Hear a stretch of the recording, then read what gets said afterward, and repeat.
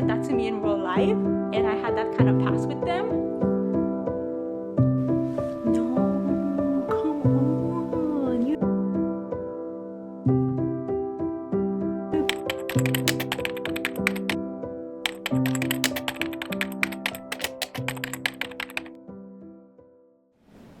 Hello, welcome back to my channel.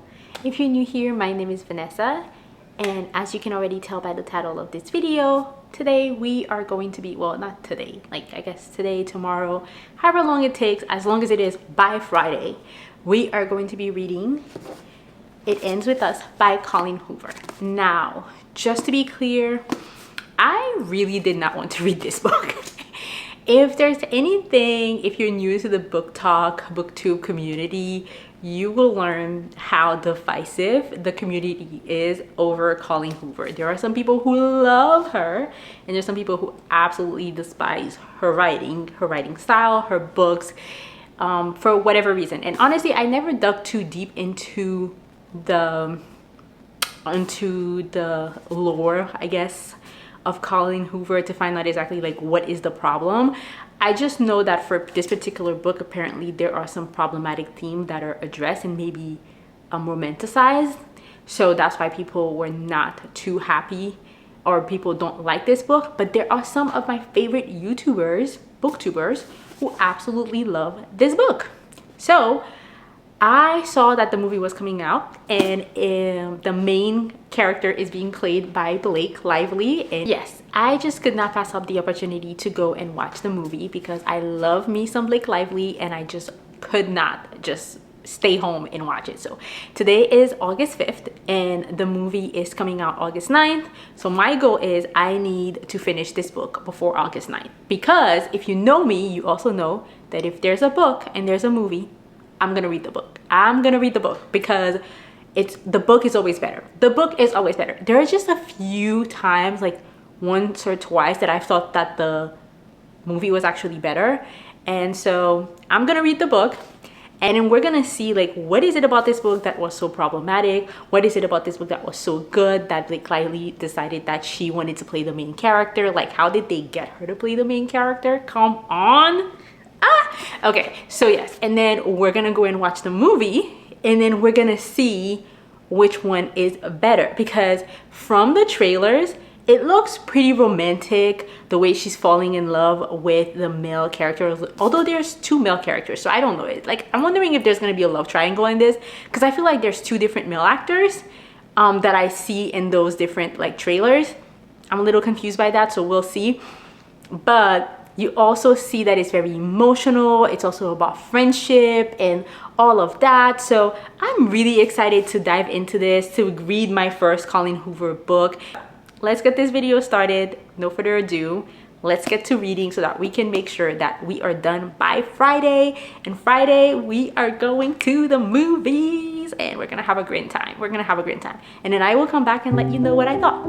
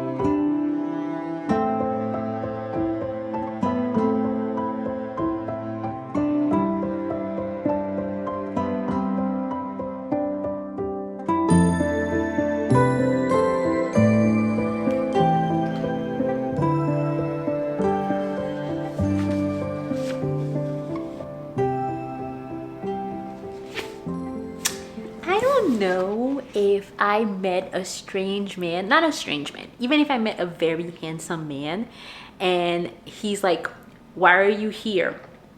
And then, do you live in this apartment? And I would just blatantly tell him, no, I live in that apartment over there. Like, I know that there's multiple units in that apartment, so it would take him a while to figure out like which apartment I live in. But you don't know what kind of guy he is. What if he's a stalker? What if he stands in front of that apartment building and like waits for you to come in? Like, why would you? Safety? Dangerous stranger? No?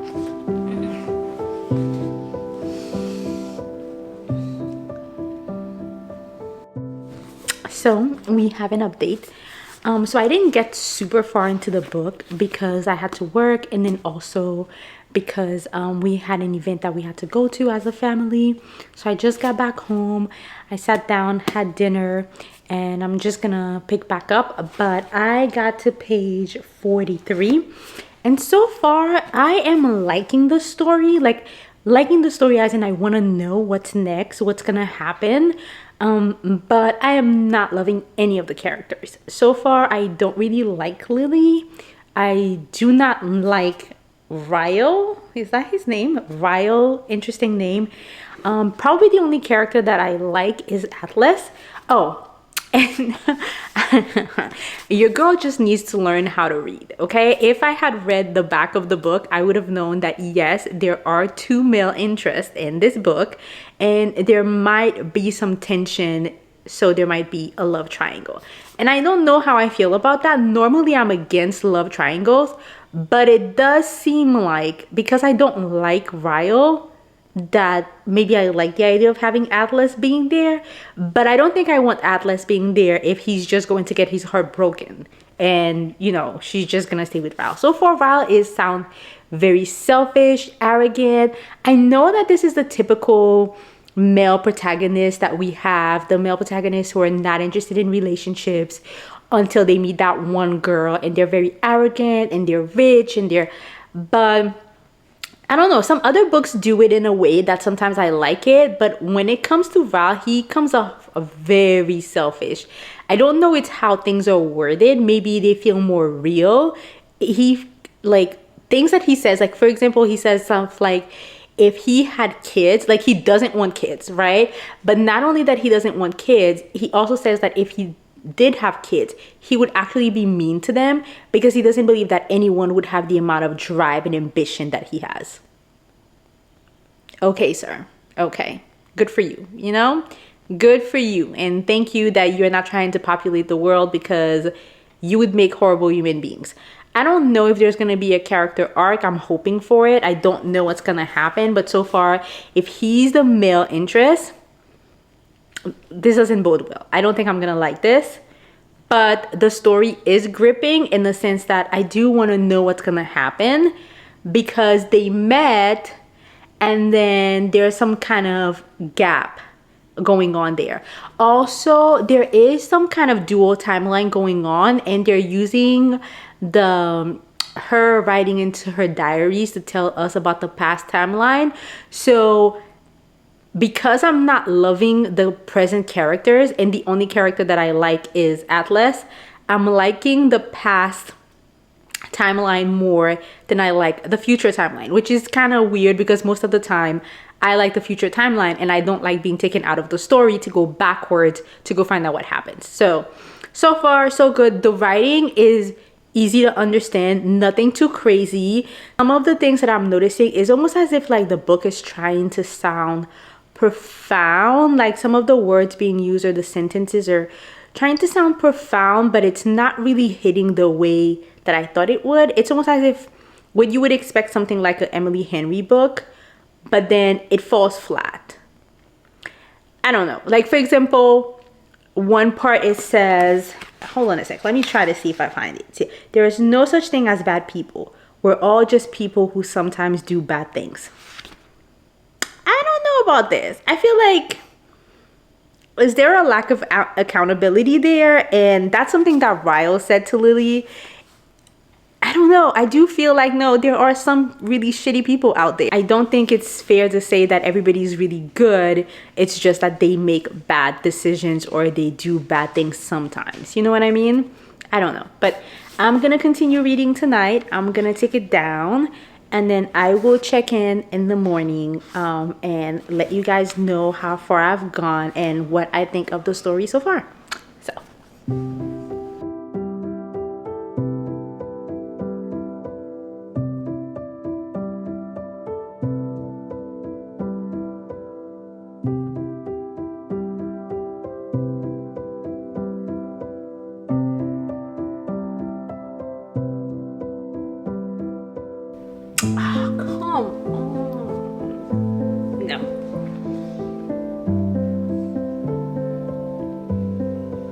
That's classic love bombing. Classic love bombing. For you to say those words now in this moment, no.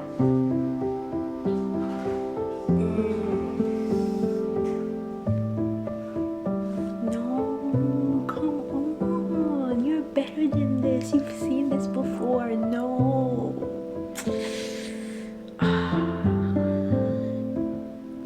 Gonna happen again. Oh my god. I finished it. It's been a couple days and I thought that I would take some time before I decide on my rating for this book, but also because things got a little busy and It Starts With Us immediately after, because it was actually really good. I really enjoyed this book. Was it my favorite book ever? No. But did I enjoy the theme that were discussed? Yes. Do I think that the author could have done better with certain things? Yes. And by certain things, I mean, for example, I don't think I noticed any trigger warnings at the beginning of this book. Yeah, I mean, I'm checking this now, but yeah, there were no trigger warnings for this book. I think a lot of people know a little bit what this is about, although the back of the book gives no indication.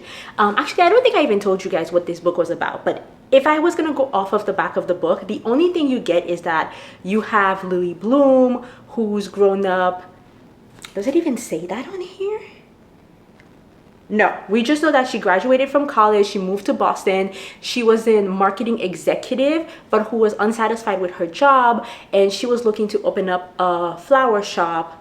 And she meets Ryle, which is a neurosurgeon. They strike up conversation one night and they kind of exchange very deep truths about themselves to each other, revealing a lot, what they most likely would not have revealed to most people. And then they don't see each other again for a while, but then when they do see each other again, it's clear that they have a very deep connection, attraction to one another. I would say that it's very lustful in the beginning, and that's part of the reasons why I didn't really enjoy Ryle in the beginning. So it's very lustful. Ryle is very attracted to her. He's like, I want to sleep with you, however I don't want a relationship. I don't do relationship. My career is priority. In residency right now as a neurosurgeon, and that's it. I don't want a relationship. And Lily, on the other hand, despite her past, is like, I believe in true love, I want a relationship. So because of that, they are in this battle of who will win between Lily and Ryle, who will basically cave in. Will Lily agree to basically be the one night stand that Ryle is asking her to be so he can move on with his life and his career? Or will Ryle instead decide, okay, Lily is worth making the sacrifice and, you know, getting into a relationship with her?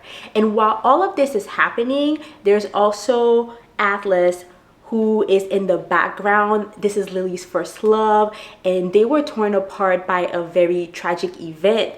So she still has a soft spot for him, and she hasn't seen him in years, and he's not coming back into her life. Basically, this is what the back of the book says. Let me tell you, it is way more than that. Search up trigger warning, even though the trigger warning kind of, I think maybe that's why the author doesn't put it in there, because it gives the book away in a sense. But I think you have to, because of how heavy some of the topics are. And even the one that I expected, because of course I'm like the last person on earth to read this book. So I knew what theme it was going to be discussing. I was still not prepared for the description of some of those scenes. there were some very heavy scenes. I thought they might have mentioned them, like there might be mention of them. No, it's on page description. So it was pretty tough.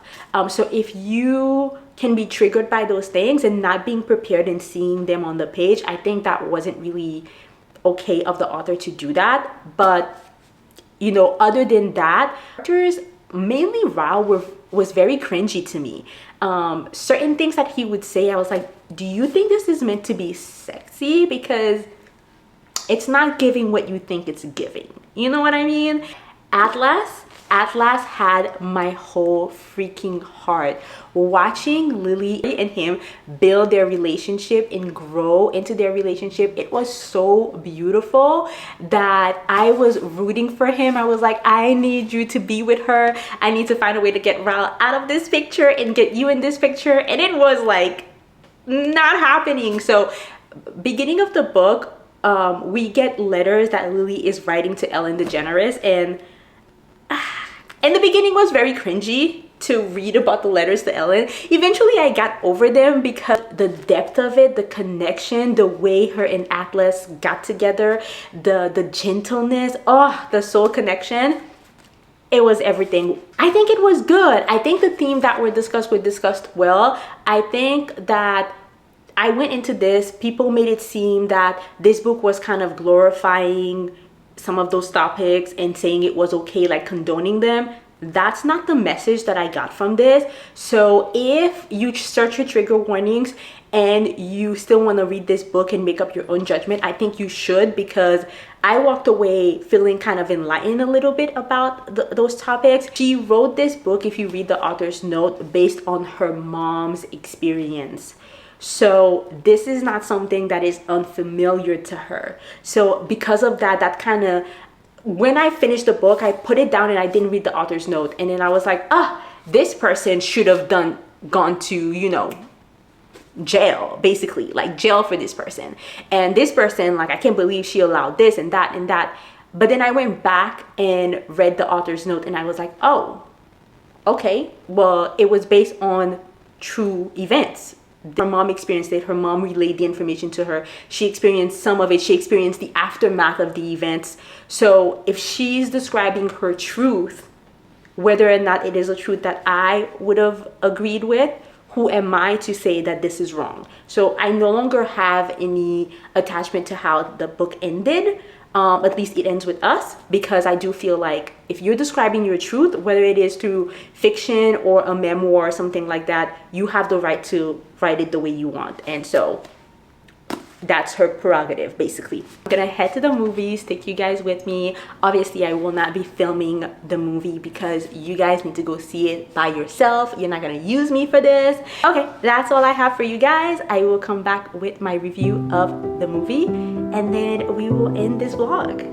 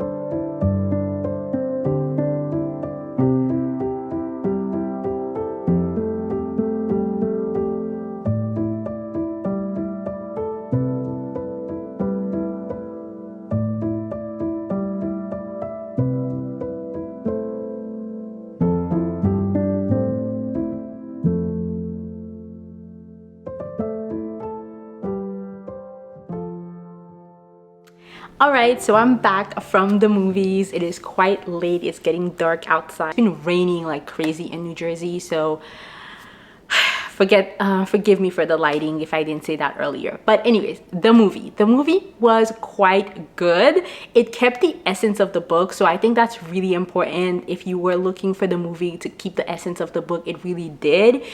But I have to say that, just like I always say, the book was better. The book was better, and it's not the movie's fault. I don't think so. I think what they ended up doing, the choices that they made, some of them made sense to me, but because of those choices, it took away from some of the depth that we were looking for. The essence was there, but what I enjoyed the most about the book, I didn't get a chance to enjoy in the movie. So let me just say this. What I enjoyed the most about the book was her relationship with Atlas in the beginning, right? Like I kept saying, I like being in the past when she's doing her diary entries, because you get to see how Lily wasn't like a bold character, but she was a brave character when she was younger. She was brave because of the choices that she decided to make, how she decided to help out Atlas. So you get to fall in love with her character that way. And you also get to see how it's like young love, it's teenage love. You get to see how she is overwhelmed by all the feelings that she has for Atlas, how she gets tongue twisted when she's around him. She can barely make out her words, and like, it was so lovely to see. And their love was so pure, so generous, so affirming, so tender. That's what I love the most. And in the movie, they made Lily a little bit more bold, more forward, which I think took away from how much of an impact it was when she was making those sacrifices, or she was making those decisions when she was helping Atlas. And again, also, I know it's a 2-hour movie, they can't have everything. So the way they did the past, even though you got to see the relationship, some of the choices that they made, the changes that they made, I think took away from the tenderness of it and from the rawness of it, and how emotional their connection was, how deep, so deep their connection was. So I feel like I didn't get that connection with the Atlas inside of the movie, so that means I didn't have that to root for. Now, the thing that is so interesting is that I'm saying I didn't get that connection with Atlas. The things that I hated about Ryle in the book, they change, and so they ended up making Ryle more palatable. In the book, Ryle is very arrogant, he doesn't want relationships, he keeps telling Lily that he only wants to sleep with her, he wants to get her out of his system, which was very icky and yuck. And I don't know, like, I'm not a one-night stand type of girl, so seeing him kind of like, please, please, please, please sleep with me so I can get you out of my system, like she was some kind of like piece of body to be used for his pleasure and then throw away, was really annoying to me. And in the book, in the movie, they took that part away. It took away from the impact of like, when you start to turn on Ryle, you don't get that same effect. I don't know, it was weird to explain. The bottom line is, I think the only thing that I can say is they ended up making Ryle more palatable. I lost my connection to Atlas, and then Ryle became more palatable, so I guess. And also, because of all those things, in the end, when everything falls apart and then resolves itself, that last scene that was in the epilogue doesn't hit as much. It doesn't hit as much.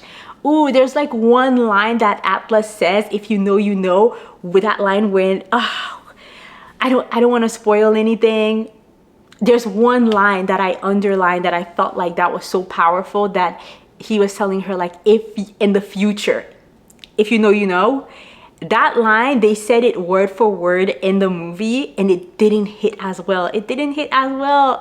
And I think it's again because I didn't get to build that connection with Atlas again. But in the book, it hit so hard. I was like devastated when he said that. Ooh, if someone said that to me in real life and I had that kind of past with them,